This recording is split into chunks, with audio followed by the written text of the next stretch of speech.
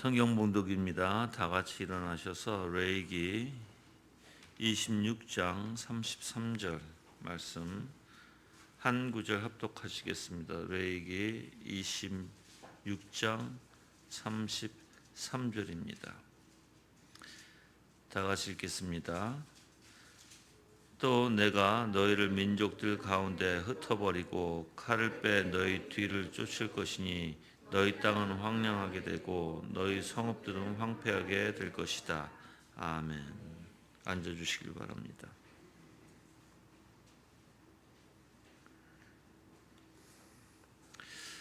오늘 말씀은 이제 11장에 들어와서 이제 2권 11장이죠. 신약과 구약의 차이점에 대해서 이제 여러분들이 공부를 또한 배워보겠습니다. 하나님께서는 사실 구약에서부터 그 구원의 진리를 그러니까 우리의 수준에 맞춰서 가르쳐 주셨어요. 그래서 신구약 시대 속에서 적절하게 하나님께서 계시를 통해서 알려 주셨음을 우리는 알아야 되겠죠. 그래서 칼빈이 이렇게 얘기합니다. 만일 한 가장이 그 자녀들에게 영아기에는 이런 방식으로, 유년기에는 다른 방식으로, 청년기에는 또 다른 방식으로 가르치고 명령하며 인도할지라도 우리는 이를 근거로 그를 변덕스럽다고 평가하지 않으며 그가 자신의 목적을 저버린다고 말하지 않을 것이다 라고 얘기해요. 그래서 신구약의 차이점은 어떻게 보면 본질상은 차이점이 없습니다. 본질상 안에서 방법상에서 차이점이 있다라고 얘기하는 거예요. 유년기 때 여기 지금 칼빈이 얘기했듯이 뭐 영아기 때, 유년기 때, 청년 때 다른 방식으로 사람들에게 우리의 수준에 맞게끔 하나님께서 계시해 주셨다는 것입니다. 그래서 이 11장에는 5가지 양상으로 나눠서 칼빈이 구체적으로 얘기를 해요. 그래서 신구약 약속들은 동일하고 그 약속의 토대도 같은 그리스도시다라고 얘기합니다. 그러나 이제 구약은 장차 올 것의 그림자죠. 그렇죠? 그래서 상징적이며 예표적으로 해석해야 한다라고 칼빈은 말합니다. 그래서 칼빈이 옛 언약은 육체의 이미지와 그림자일 뿐으로 실제 자체는 아직 없었다. 반면 새 언약은 실제 자체와 실제적인 몸이 존재하고 있음을 보여준다라고 얘기합니다. 그래서 여기서 뭐 새 언약은 실제 자체, 실제적인 몸의 존재 뭐예요? 바로 예수 그리스도의 피로 세운 새 언약의 말씀이죠. 그 최후 만찬을 통해서 그림자와 대조되는 구약에서 그림자와 대조되는 실질적으로 예수 그리스도의 피로 세우신 새 언약의 말씀이라는 것입니다. 자, 그러면 이제 11장 1절에 들어가서 보면 이제 1절서부터 3절까지는 영적 축복을 현세적으로 표현한 구약입니다. 영적 축복을 현세적으로 표현했다. 그래서 1절에 보면 하늘 일을 생각하게 하는 수단으로 사용된 지상의 복리라고 나와 있죠. 즉 지상의 유익을 강조했으나 그것은 하늘에 대한 관심으로 이끌기 위함이다라는 거예요. 즉 이 지상의 유익을 구약에서는 강조했어요. 근데 뭐 때문에 강조했어요? 하늘에 대한 관심을 이끌기 위함이다라는 거예요. 그래서 성경상의 신구약의 차이점은 분명히 아까도 얘기했어요. 본질상은 없습니다. 그렇지만 그것을 표현하는 방법에 대해서 차이점이 있다라고 얘기했어요. 그래서 중요한 이제 그러한 차이점에 대해서 4가지, 사실 칼빈은 이제 5가지를 다 얘기를 하는데 이제 신구약의 약속들이 같고요. 그리고 그 약속의 동일한 터전이 바로 그리스도이다. 이거는 다 같다라는 것입니다. 본질적인 것은 같다. 근데 거기에 대해서 제시하는 방법은 다르다. 있다라는 것이에요. 그래서 먼저 첫 번째 차이점을 보면 하나님께서는 하나님의 백성들의 마음이 하늘나라의 기업으로 향하고 높이 올려지기를 원했지만 이러한 소망 가운데서 더 잘 육성하기 위해서 하나님께서는 그들의 현세의 축복을 보도록, 즉 맛보도록 하심으로써 당신의 뜻을 나타내셨다, 이렇게 칼빈 얘기해요. 그러면 이제 여러분들, 즉 이제 현세의 축복들을 통해서 뭘 바라보기를 원했다? 바로 하늘의 기업을 바라보고 그것을 쫓아가기를 바라셨다라는 것이에요. 자, 그러면 우리가 이제 이 땅에서, 물론 이제 구약을 지금 얘기하는 거예요. 구약, 그렇죠? 구약을 보면 구약에서는 어떠한 축복의 원리가 다 어떤 원리다? 하늘의 원리였다라는 거예요. 그래서 이 땅의 축복을 바로 예표로 우리에게 주셨다라는 거예요. 그렇죠? 예. 그래서 이제 복음이 왔을 때는 분명하게 명백하게 미래의 삶, 즉 내세죠. 우리 하늘나라의 삶, 은총을 계시했고요. 하나님께서는 이스라엘 백성들에게 사용하셨던 저급한 훈련 방식을 버리고 우리의 정신으로 하여금 이를 직접 묵상하도록 인도하신다라고 얘기했어요. 그래서 구약에 아브라함의 부, 어떤 것을 얘기해요? 하늘나라에서 우리가 가질 부를 얘기해요. 예수, 이렇게 표현해도 되겠죠. 예수 그리스도 안에 있는 부. 네. 그래서 우리는 어떻게 보면 이제는 복음에서는 분명히 나타난다는 거예요. 복음에서는. 구약에서는 어떤 예표로 하늘나라의 그 축복이 무엇인지, 하늘나라의 것들이 무엇인지 등등을 예표로 얘기했다라면, 이제 신약에 들어와서는 예수 그리스도를 통해서 확실히 드러내 주셨죠. 그래서 이제 우리는 이제 오히려 그런 것들을 통해서 예표로 우리는 그런 방식으로, 저급한 훈련 방식이라고 얘기해요. 칼빈은 그걸 버렸다라는 거예요. 그걸 버리고 이제는 직접 묵상하도록 하셨다라는 거예요. 직접 하늘의 나라의 것을. 네. 그러면 여러분들이 하나님의 나라의 것들이 얼마나 아름다워 얼마나 영광스러운지를 말씀에서 찾으셔야 되겠죠. 그렇죠?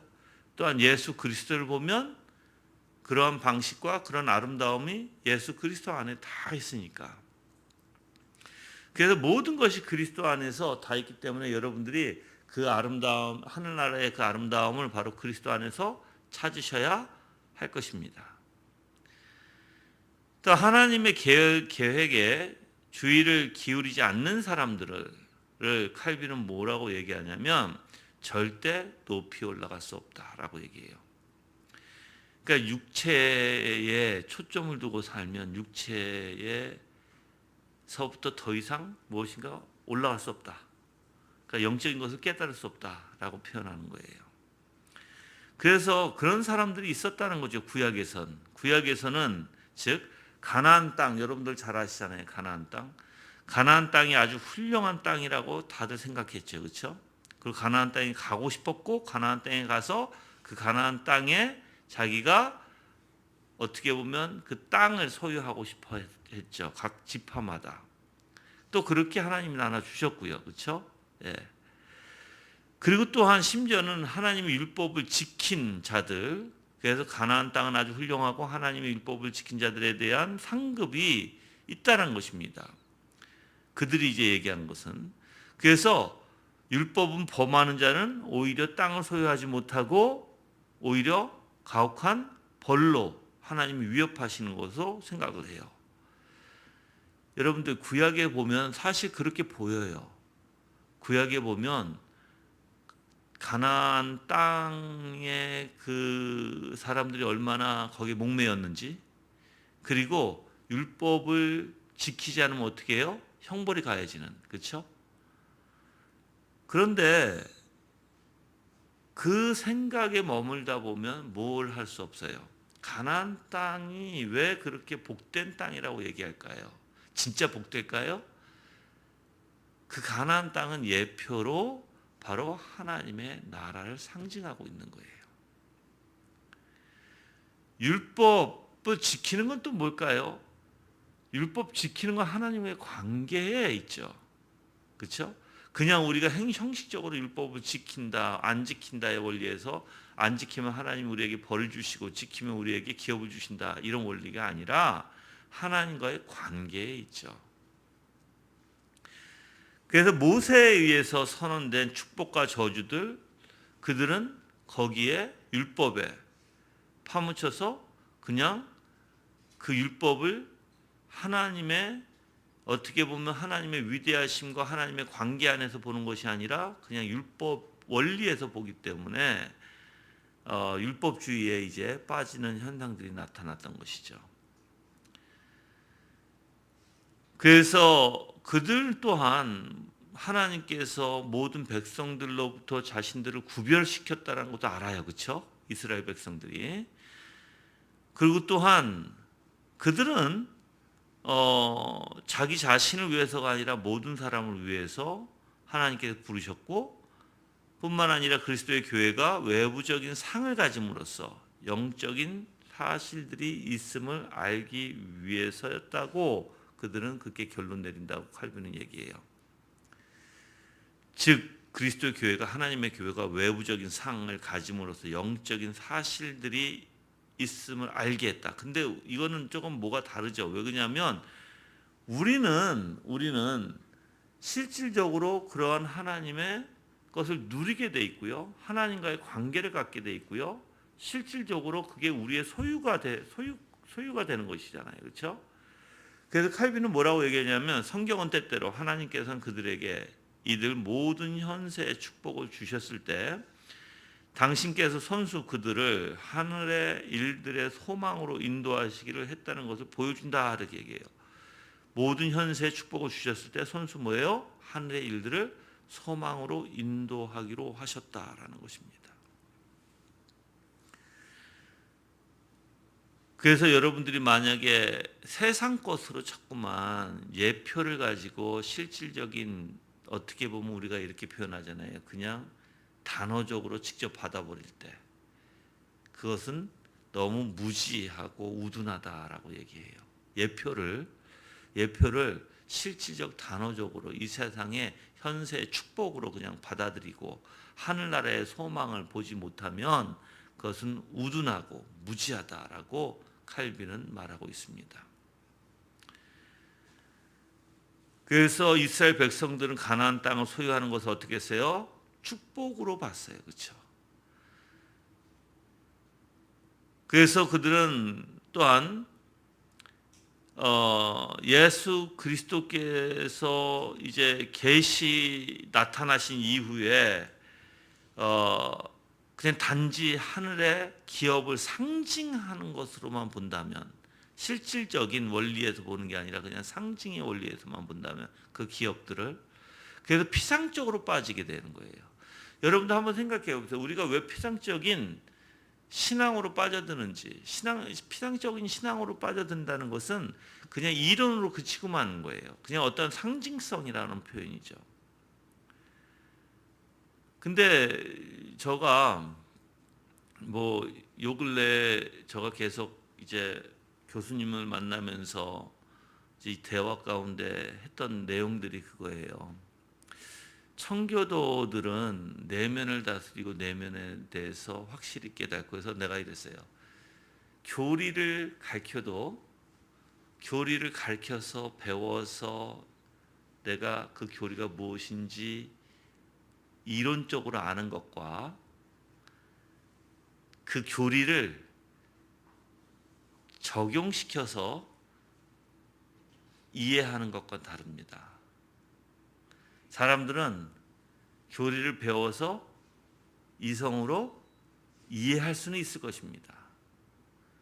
그런데 그 교리가 실제적 삶이 되기 위해서, 적용이 돼서 그들이 그 적용의 원리를 올바로 이해하고 깨닫고 삶에 나타나는 것은 또 다른 문제입니다.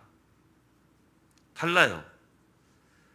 그러니까 사람들이 교리를 배워도 희한하게 변함이 없는 거예요. 그냥 교리를 이론적으로 배우고 자기의 삶에 적용을 못 시키는 거죠. 그게 가장 큰 문제라고 제가 이제 얘기를 했어요. 지금 오늘날에 이제 교회들뿐만 아니라 청교도를 하고 있고 또한 개혁주의를 하고 있는 교회들이. 근데 청교도는요, 내면을 다스리고 그래서 내면에는요, 우리의 생각에는 방향이 있고요. 우리의 생각에는 방향뿐만 아니라 이 생각이 육의 것인지 영의 것인지, 즉 이 세상의 것인지 하나님의 나라의 것인지 조차도 오늘날에는 구분하지 못합니다. 자, 그러면 육적인지 영적인지 구분하지 못하는데 사랑도 하나님의 말씀에서 하는 사랑인지 아니면 세상이 만들어낸 사랑인지 이것도 구분 못하고, 도덕주의인지 믿음인지도 구분하지 못하고,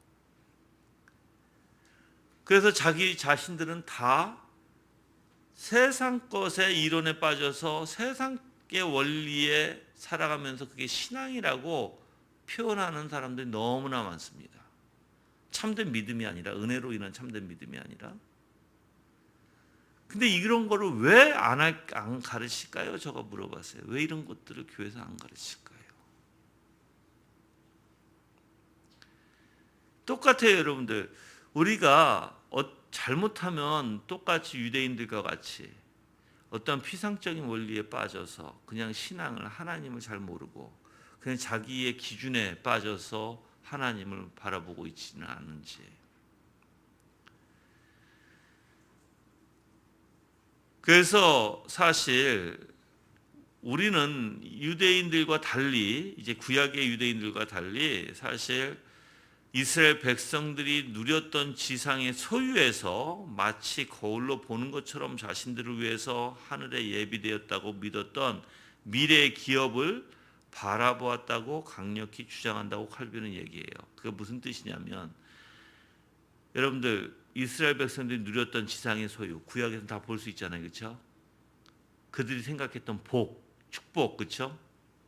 이 복의 원리를 마치 거울로 우리가 보는 것처럼 구약을 보면서 자신들을 위해서 하늘에 예비되어, 그러니까는 이것을 우리가 볼 때 예표로 보고 이것을 하늘의 것으로 바라본다는 것이죠. 그게 맞다라는 거예요. 그게. 그래서 우리가 잘못하면은 우리가 성경을 볼지라도 희한하게 하나님의 나라를 보지 못하고, 성경을 볼지라도 하나님의 영광을 보지 못하고, 성경을 볼지라도 영의 것을 보지 못하는, 그래서 그냥 다 이론에 그쳐버리고 어떤 형식에 그쳐버리는, 그러면 여러분들에게 그것 또한 유익도 있을 수가 없겠죠. 그렇죠? 네. 그래서 내가 여러분들에게 누누이 얘기했듯이 묵상할 때 그냥 이론만, 내용만 분석하지 말고 그 안에 나타나는 하나님의 역사, 하나님의 섭리, 하나님의 지혜, 또 하나님의 연합 등등, 그 모든 것을, 그 하나님의 속성, 하나님의 구속사 등등, 예수 그리스도의 낮아짐, 예수 그리스도의 높아짐, 이 모든 것이 하나님의 영광이거든요. 그럼 그런 것들이 이론으로만 아는 것이 아니라 실질적으로 얼마나 아름답고 얼마나 위대한 것을 여러분들이 보려고 해야 된다는 거예요. 그걸 깨달으려고 해야 된다는 거예요. 그런 것들을 깨달으려고 하지 않는다면, 근데 이제 그런 것들을 깨달으려면 뭐가 필요해요? 어느 정도 지식이 필요하잖아. 어느 정도 지식이 필요해서 내가 배워야 내가 그걸 생각할 거 아니에요. 뭐 예를 들어서 예수 그리스도의 연합, 뭐가 연합이에요? 몰라요. 예수 그리스도의 영광, 뭐가 영광인지 몰라요. 삼위일체의 연합, 몰라요. 삼위일체조차도 모르는데 어떻게 내가 생각을 하겠어요. 그렇죠? 그래서 배워야 되는 거예요. 교리를 배워야 되고, 배운 것 가지고 이제 말씀에 적용시켜서 여러분들이 그 위대하신 하나님을 더욱더 발견하기 위해서 성경을 봐야 된다는 거예요. 근데 여러분들이 만약에, 물론 우리가 깊은 교리를 다 깨닫지는 못할 수도 있어요. 그렇죠? 그러면 내가 아는 만큼이라도 여러분들이 충분히 그 안에서 예수 그리스도의 아름다움을 보시려고 하셔야 되고 하나님의 위대하심을 발견하시려고 하셔야 된다는 것입니다. 이제 2절에 들어가서 이제 그 지상적 약속들은 구약 교회의 유년기에 해당했으나 소망을 지상적인 일들에 연결한 것은 아니다라고 이제 말합니다. 그게 제목 자체예요. 즉 구약 교회의 유년기에 해당했던 지상적 약속. 그래서 바울이 갈라디아 교인들에게 이제 편지를 보냈습니다. 그래서 갈라디아서 4장에 한번 볼까요? 4장 1절에서 2절.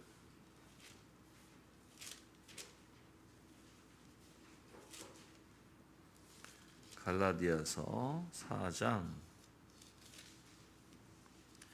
1, 2절을 이제 볼게요. 내가 또 말하는데 상속자가 어린 아이일 때는 모든 것의 주인이면서도 종과 다름이 없으며 아버지가 정한 때까지 후견인과 청지기 아래 있다 이렇게 얘기하죠. 즉 유대 민족이 뭐예요? 구약이 어린 아이로 표현하는 거예요. 구약을 어린 아이가 그 유업의 상속자면 아직까지 자립할 수 없다면 누가 해요? 관리인이나 후견인 밑에서 보호를 받는 것이 옳다라는 것이죠.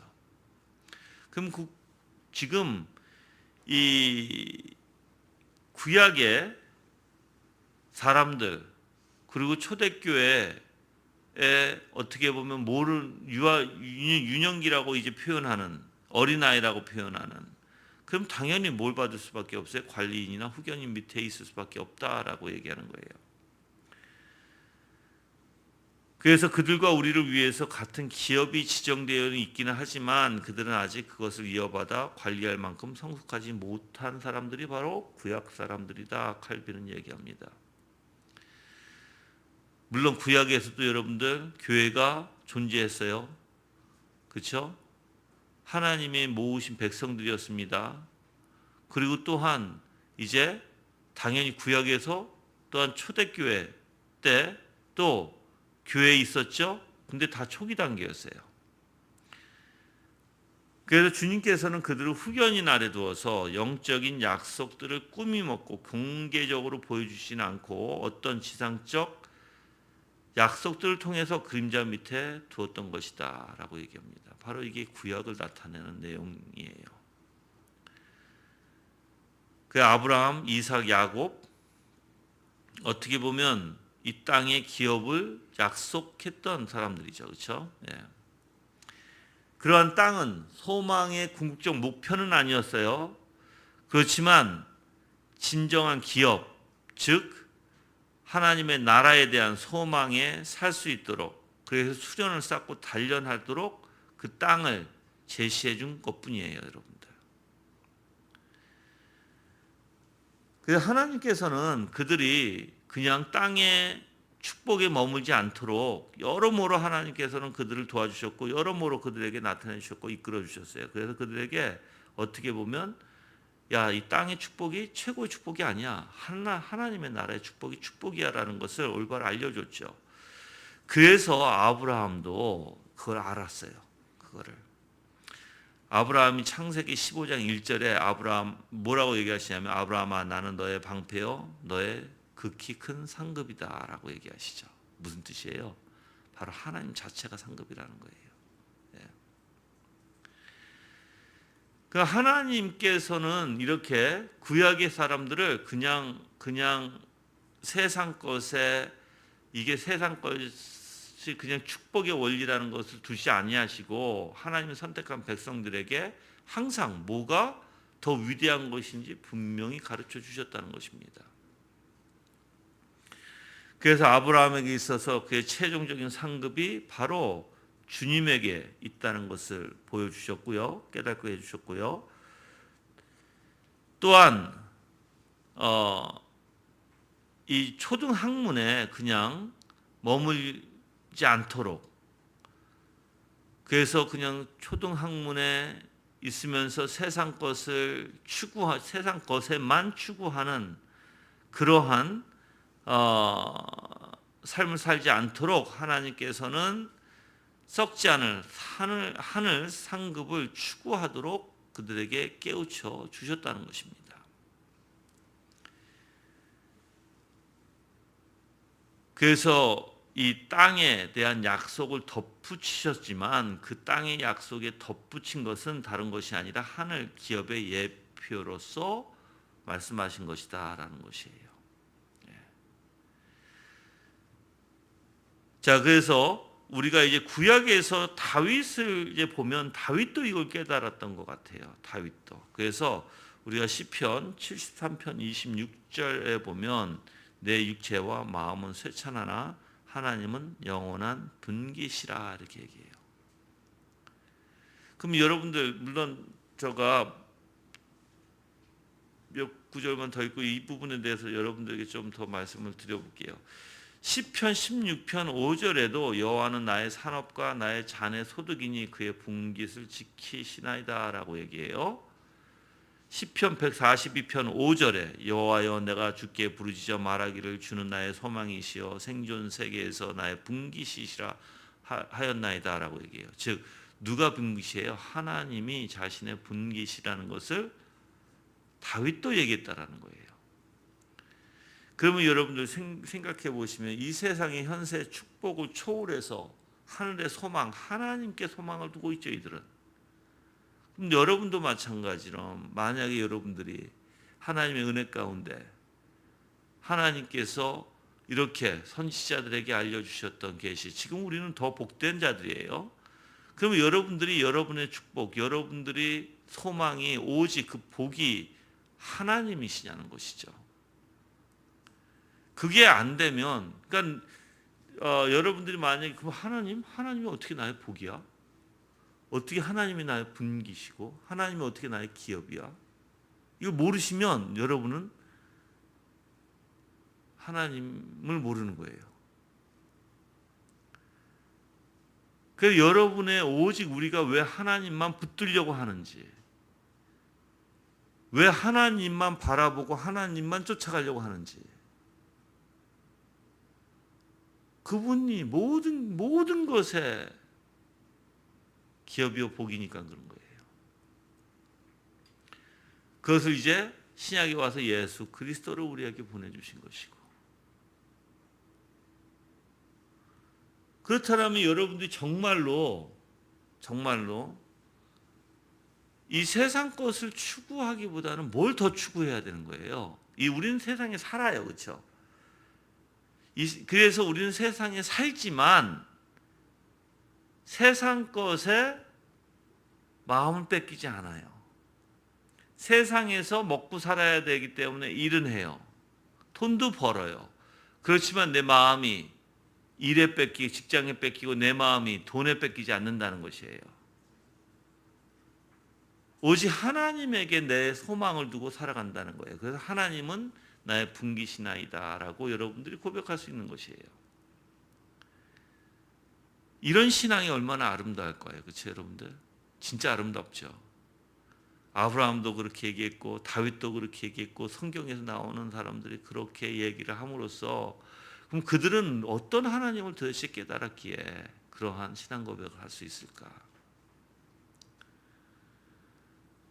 저는 여러분들이 그런 신앙을 갖기를 원해요. 여러분들이.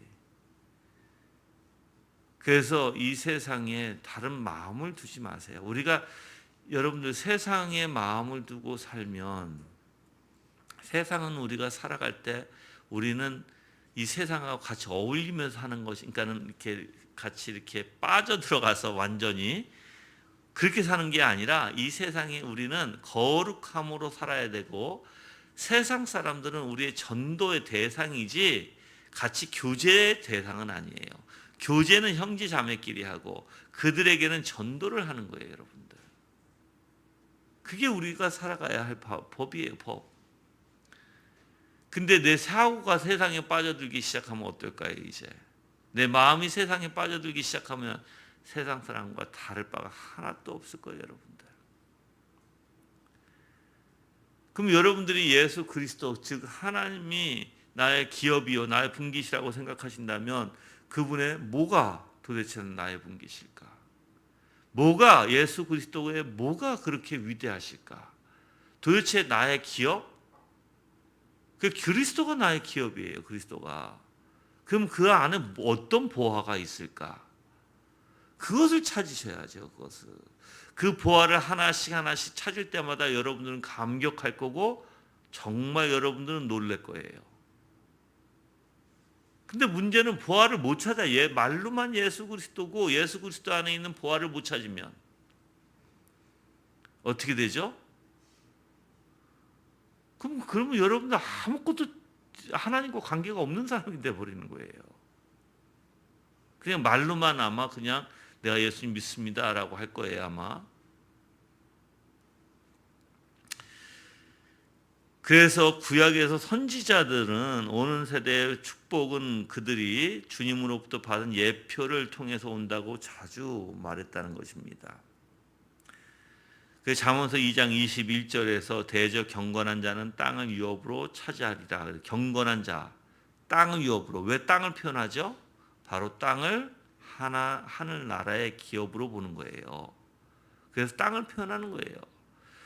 또한 욥기서 18장 17절에 악인은 땅에서 끊어질 것이다. 왜 땅에서 끊어진다고요? 하늘에 못 들어가지 못한다는 거예요. 하늘의 그 기업에 얻지를 못한다는 것이죠. 그렇게 구약에서는 땅을 표현했지만 그 땅은 뭘 예표하러 한 것이다? 바로 하늘나라, 하늘의 기업, 하늘에 대한 소망. 뿐만 아니라 이사야서에서도 많은 구절 가운데 예루살렘이 모든 종류의 부로 차 있으며 시온은 모든 것이 풍족하게 넘쳐 흐를 것이라는 구절이 있어요. 이런 구절들이 많다라는 거예요. 이게 다 뭐예요? 예루살렘, 시온 다 하나님의 나라를 상징하는 예표다라는 거예요. 여러분들, 우리는 이 땅에서 단지 지나가는 사람들이에요. 그렇죠? 나그네. 우리의 참 본향 어디예요? 예루살렘이 아니에요. 예루살렘 예표예요. 그렇죠? 하늘이에요. 하늘. 하나님의 나라. 그럼 하늘이다. 하나님의 나라다. 그러면 누가 계신 곳이에요? 하나님이 계신 곳. 그 하나님과 나의 관계를 갖는 원리가 하나님의 나라라고 표현하는 거예요, 여러분들. 그럼 이거 한번 생각해 보세요. 하나님의 나라하면 제가 옛날에도 아마 설교 가운데 얘기했을 거예요. 이 하나님의 나라, Kingdom of God, Kingdom of Heaven 이렇게 표현하잖아요. Kingdom of Heaven은 우리가 성경에서 이제 누가복음에서 많이 나오는 단어고 Kingdom of God이라는 단어는 마태복음에서 많이 나오는 단어예요. 마태복음은 유대인에게 썼고 누가복음은 이방인들에게 썼기 때문에 그래요. 그래서 Kingdom of Heaven이라는 표현을 쓰는 거예요. 근데 여러분들 이 Heaven, Kingdom of, 그러니까 하나님의 나라라는 표현을 우리 한국말로 다 그렇게 번역을 했거든요. 여러분들 하나님이 지배하는 곳. 킹덤, 누구의 킹덤? 하나님의 킹덤, 하나님의 나라. 하나님께서 왕권을 가지고 계신 그곳. 그럼 그곳이 어떤 곳이에요? 내가 그곳에 있으면 나는 하나님과의 관계를 가질 거예요, 여러분들. 관계. 그 관계가 어떤 관계인데요? 하나님 아는 관계. 하나님을 더 알아가는 관계. 그래서 그 위대하신 하나님을 깨닫게 되면 찬양과 경배가 내 입에서 나올 것이고,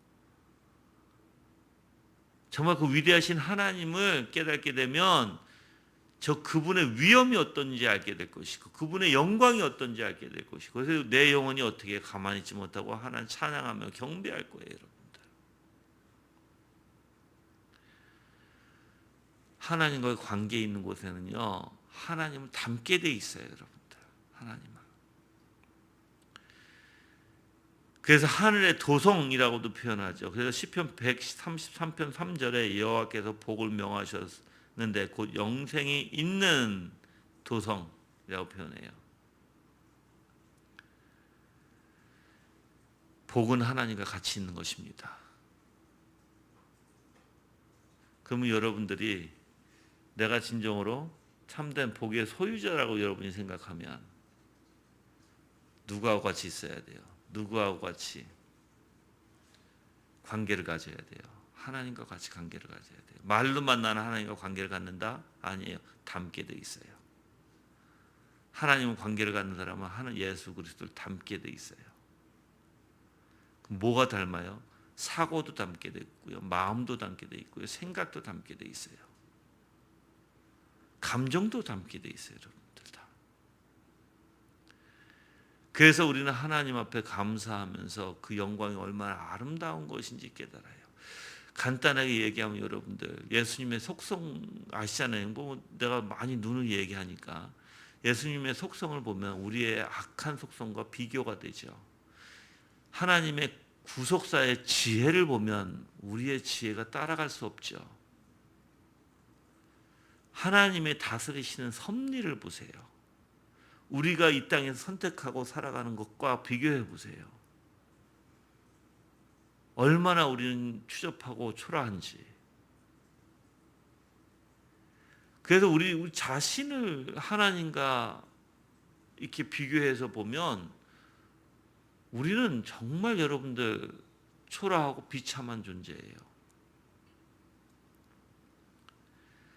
그래서 여러분들이 예수 그리스도를 의지하고 겸손하게 그분만 붙들고 그분이 가라 하면 가고 그분이 서라 하면 서는 그런 신앙이 있어야 된다는 거예요. 말로만 여러분들이 신앙이라고 찾지 마시고 정말 참된 신앙은요. 하나님 가라 할 때 가는 사람, 멈추라 할 때 멈추는 사람이에요. 그 소리를 아는 사람, 하나님의 때와 하나님께서 역사하시는 그리고 나를 이끄시는 그 방법을 아는 사람, 그래서 내가 그분과 같이 동행하는 사람이 참된 신앙자겠죠. 그렇게 되기를 바랍니다. 아멘. 또 그렇게 되려면 여기서 끝나려고 했는데 아무리 생각해도 안 되겠어요. 왜냐면 그렇게 되려면 뭘 해야 되는데 여러분들이. 그렇잖아. 뭐 그렇게 되십시오. 아멘. 그건 다 우리 소망이고. 근데 여러분들은 도대체 그렇게 되기 위해서 뭐 해요? 내가 얘기잖아요. 바람이 있어야 돼요. 마음에. 바람. 마음에 여러분들이 하나님과 같이 있고 싶은, 하나님 닮고 싶은 하나님과의 관계를 정말 소망하지 않는 그 바람이 없으면 못해요. 아무것도 못해요. 진짜예요. 그러면 바람을 어떻게 갖느냐? 제가 얘기한 대로 하루에 진짜 여러분들 하루에 한 20분씩만 해보세요. 20분씩. 자, 맨 처음에는 잘 안 될 거예요. 안 될 수도 있어요. 그런데 먼저 찬양을 틀어놓으세요. 여러분이 좋아하는 찬양. 집중하세요. 이제 따라 부르세요. 그 찬양을 따라 부르면서 진짜 집중하세요. 하나님의 거기서 나오는 멜로디가 아니라 거기서 나오는 의미, 찬양의 의미를 여러분들이 한번 깊이 생각하면서 하나님을 한번 생각해 보세요. 그리고 집중해 보세요. 자, 그리고 그 집중한 것을 오늘 묵상을 읽어보시는데 정신이 흐트러지지 않도록 하시고 읽을 때 내 눈에 들어오는 구절들을 탁 잡으세요. 그래서 그 구절들만 먼저 내 눈에 들어오는 구절들이에요. 내용 파악을 다 해도 좋겠지만 우선은 내 눈에 들어오는 구절들을 잡고 여러분들이 이제 주석에 들어가서 어떤 의미인지 보면서 그 주석에서 말하는 하나님과 여러분이 생각했던 그 하나님을 한번 묵상해 보세요. 묵상하는데 찬양은 계속 틀고 약하게 틀어놓고 하세요. 그리고 묵상하면서 이제 기도를 하세요. 찬양을 틀어놓고 때로는 찬양을 부르면서 때로는 내가 묵상한 것을 같이 읊조리면서 기도를 한번 해보세요. 하나님 어떤 분이신가에 대한 그 마음을 거기에 온통 담으세요. 저는 단 한 절이 한 구절이라도 그래서 하나님이 어떤 분이신지 좀 여러분이 마음과 생각에 좀 초점을 두고 정말 내 감정까지 거기에 실리는 그러한 연습이 필요하다고 봐요, 저는 여러분들. 우린 너무 바빠. 너무 바쁘다 보니까 하나님을 생각하기보다는 그냥 읽는 것도 빨라. 그냥 지나가. 뭐든지 빨라.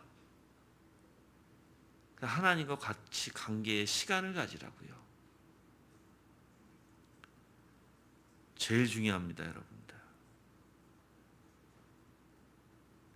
그래서 때로는 여러분들이 말씀으로 기도하고 찬양으로 기도하고, 그래서 묵상을 통해서 하나님이 어떤 분이신지를 내가 생각했으면 그 생각하고 읽고 내가 생각했던 하나님을 이제 내 말로 기도를 하세요. 기도할 때, 이때 기도할 때는, 집중해서 기도할 때는 그냥 중얼중얼 하지만, 그러니까 입에 그냥 속으로 하지 마세요. 말로 또렷하게 표현하고 기도하세요. 네. 이제 그게 이제 습관화되면 여러분들이 하나님, 내 생각과 마음을 하나님 앞에 항상 이렇게 모을 수 있어요. 모아서 내가 찬양도 하고 마음을 모아서 기도도 하고 마음을 모아서 묵상도 한다면 이제 여러분들은 완전 다른 세계에 빠져들어요. 그 하나님이 얼마나 좋으신 하나님인지 깨닫게 된다는 거예요. 그 하나님이. 네. 자, 3절에 보면 이제 3절은 육체적 축복과 육체적 형벌의 본보기에 대해서 얘기합니다. 구약 시대의 성도들은요, 현세 생활과 그 축복들을 더 중요시했다고 제가 아까도 말씀드렸어요. 자, 그래서 그들은 어떻게 보면 이 세상에 머물러서는 안 된다는 것을 잘 알고 있었지만,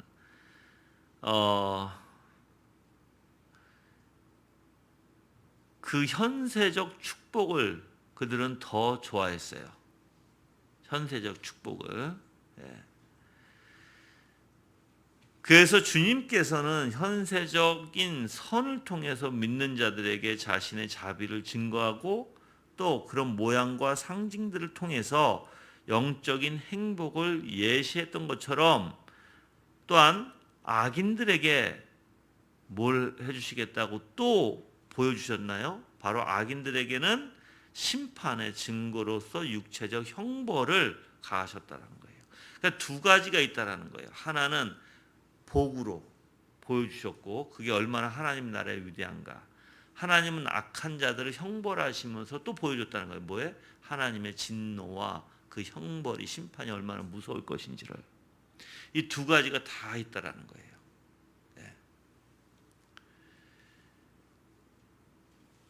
그래서 하나님의 축복은요, 현세적인 것에 좀 더 명료하게 나타났던 것처럼 하나님의 형벌도 또 명료하게 나타났습니다. 근데 이제 여러분들 좀 생각해 봐야 돼요. 우리는 하나님의 형벌에 대해서 생각하고 싶지 않죠. 근데 구약은 분명히 얘기하고 있어요. 하나님의 진노에 대해서, 물론 하나님의 복에 대해서도 나타나요. 이 두 가지가 다 균형을 이뤄야 돼요. 균형. 근데 사실 지금은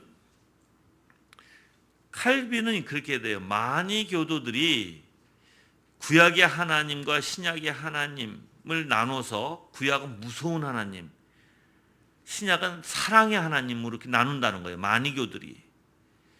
그래서 오히려 무서운 하나님을 생각하지 않으려고 하고 사랑의 하나님만 생각하려고 한다 얘기해요. 그건 잘못됐다라고 하는 거예요. 잘못됐다, 칼빈이.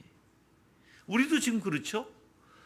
우리도 지금 복음주의에서 구약의 하나님의, 구약에서의 원리가 하나님께서 땅의 축복으로, 하나님께서 여러 가지의 보화로 그러니까 부로 그들에게 하늘의 복이 무엇인지, 하늘의 기업이 무엇인지 보여주셨다면, 예표로, 뿐만 아니라 육적으로 형벌을 주시고 육적으로 하나님께서 진노를 보여주신다는 것은 그 하나님의 심판에 대해서 보여주신 것인데, 그게 균형을 이루고 있는데 우리가 하나님의 형벌을 보고 싶지 않다고 해서 안 보면, 여러분들 오늘날에 하나님의 형벌을 싫어해요.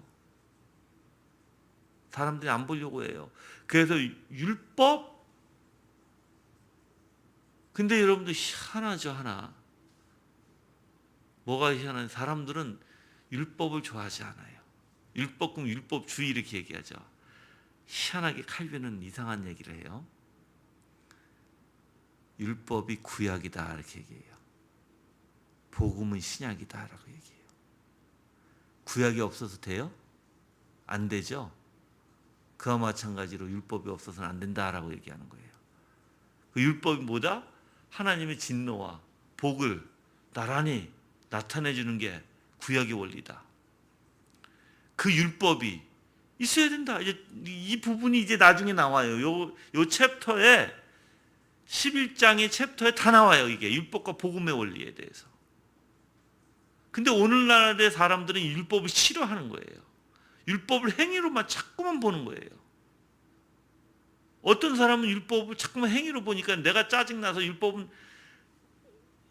율법을 어떻게 자꾸만 행위로만 보니까, 그냥 나는 이 사람들은 율법의 기능에 대해서 모르나? 율법의 행위는 자꾸만 인간이 드러나지만 율법의 기능은 성령이 드러나거든요. 그러면 율법을 도구로 삼아서 역사하시는 그 하나님은 왜 보지 못할까? 그래서 우리는 구약이 필요한 것인데, 근데 사람들은 구약을 싫어라 한다는 거예요. 구약을 싫어라 한다. 안타깝게도 사랑의 하나님만 좋아한다. 사랑의 하나님만. 참 슬픈 일이죠. 그러니까 여러분도 마찬가지예요. 사랑. 네, 좋죠, 사랑이. 그런데 올바른 사랑, 어떤 사랑? 하나님께서 오래 참아 주시고 하나님께서 인내하시고, 그래도 하나님께서 그들을 심판과 때로는 징계를 통해서 하나님께서 어떻게 하신다? 하나님께서 그 하나님의 무서운 심판을 보여주시면서 그 길로 가지 말라고 경계하시는 하나님의 자상함과 사랑하심을 또 봐야 된다는 거예요. 근데 우리는 오히려 그게 사랑이 아니야. 여러분들, 부모님이 아이들이 잘못했을 때 미워해서 때리나요? 물론 잘못된 부모들도 있어요, 오늘날에. 근데 보편적으로 예를 들면, 금쪽 같은 아들과 딸인데 잘못을 하면 매를 드는 이유가 뭐예요? 그 길로 가지 말라고 훈육하는 거잖아요. 그건 사랑에 비롯해서 하는 거예요. 사랑에. 하나님은 어떠시겠어요? 더 하시죠. 하물며 히브리서에 보면 하물며 너일까 보냐. 그러니까 너희도 그러할진데 하물며 하나님은 어떠시겠냐라는 거죠. 세상의 아비도 징계하거늘 하잖아요. 세상의 아비도 징계하거늘. 그 징계 안에 뭐가 있다? 사랑이 있다. 사랑이. 그래서 여러분들은 누가 여러분들한테 권면하고 여러분들이 죄를 권면해 줄 때, 잘못된 것을 올바로 잡아주려고 얘기할 때 하나님의 사랑을 보세요. 그 사람의 입술을 통해서 나를 붙들어 주시는 하나님의 사랑과 긍휼하심을 여러분 보셔야지, 그 사람이 얘기한다고 해서 괜히 삐져가지고 화가 나가지고 너나 잘해라고 생각하면 그거는 여러분 마음의 악이에요. 악. 그래서 구약에서는 희한하게 하나님께서 범죄한 사람에게 가혹하고 무서운 형벌을 즉시 내리는 것들을 우리가 볼 수 있어요. 그리고 이제 신약에서 보면은 그런 게 갑자기 싹 없어진 것 같죠. 그렇죠? 자상하고 부드럽고 우리를 위해서 십자가에 자기 자신을 내어줘서 죽으신 그 하나님의 면모를 보여주시잖아요. 근데 구약에서도 충분히 하나님의 사랑을 볼 수 있다. 근데 신약은 확실히 우리 눈으로 뚜렷하게 드러나졌다라는 것입니다.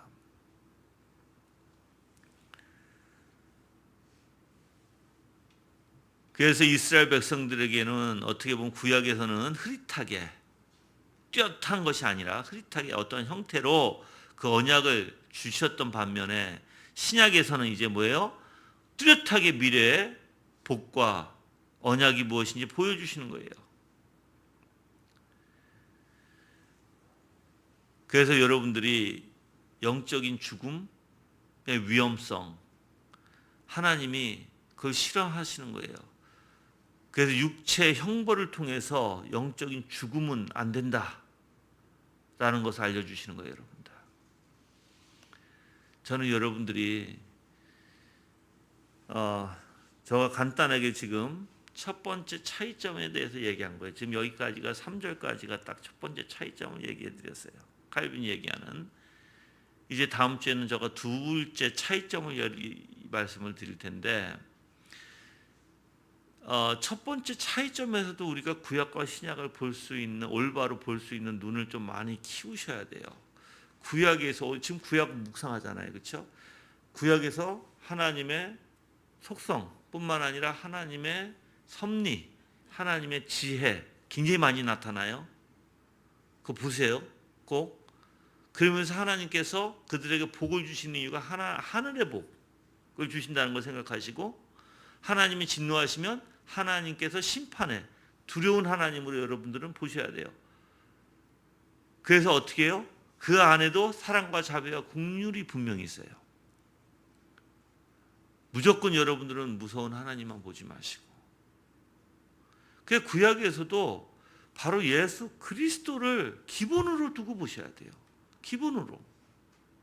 왜냐하면 구약에서도 예수 그리스도를 다 예표한 것이니까, 오실 메시아를 상징적으로 모든 구약에 다 표시가 되어 있으니까.